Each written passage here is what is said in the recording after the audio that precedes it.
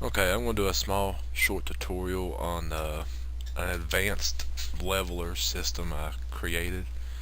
Uh, I have the code here for it. I've commented it pretty heavily, that way you can look at it, pause and take looks. I'm going to explain it anyways.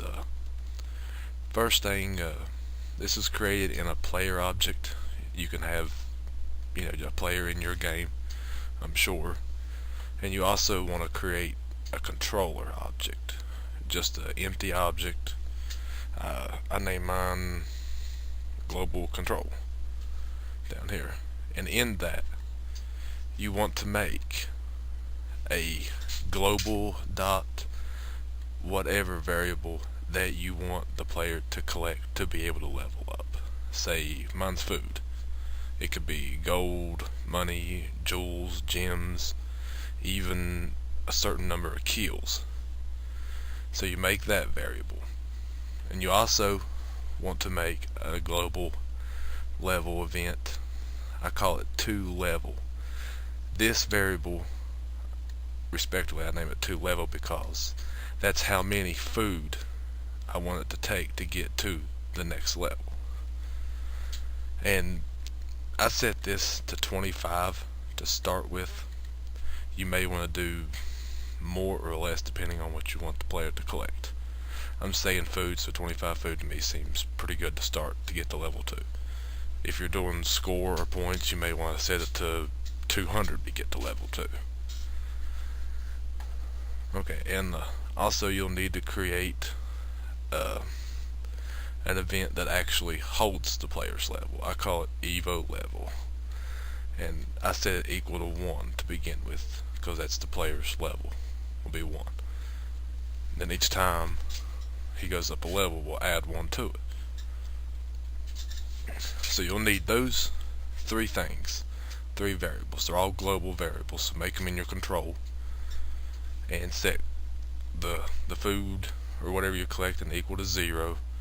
This one I set to 25, and this one will be set to 1. So the first thing we're doing is need to check to see if global variable we want to collect is equal to the level up variable. So I'm putting if global food is greater than or equal to global.toLevel. That's just saying, do we have enough food to go to the next level? Okay, if we do, make your little curly bracket, and then if this is true, we take the collected variable from the level up. So we want to subtract, or remember we set this to 25. So we want to take 25 food from 2level. Well, not from 2level, but we want to minus 25 food. That's going to equal to 2level.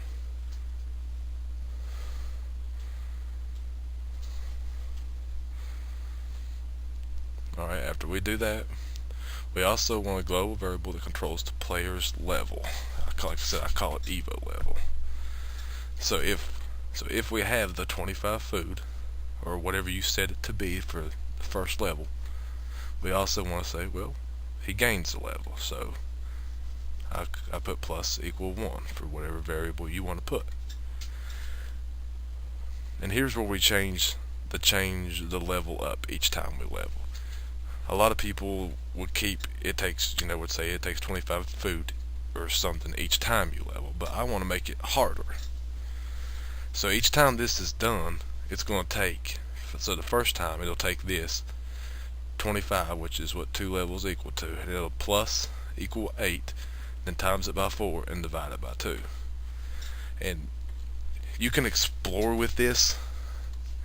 I just brought up the calculator here like this. I said, well, 25 plus 8, times 4 divided by 2. So to get to level 3, he's going to need 66. And each time it progressively gets higher. I mean, you might say, well, that's too much.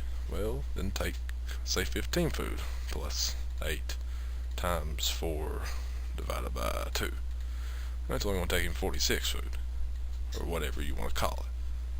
That's all I did. I just made some kind of algorithm that automatically bumps it up, and ignore this instance create.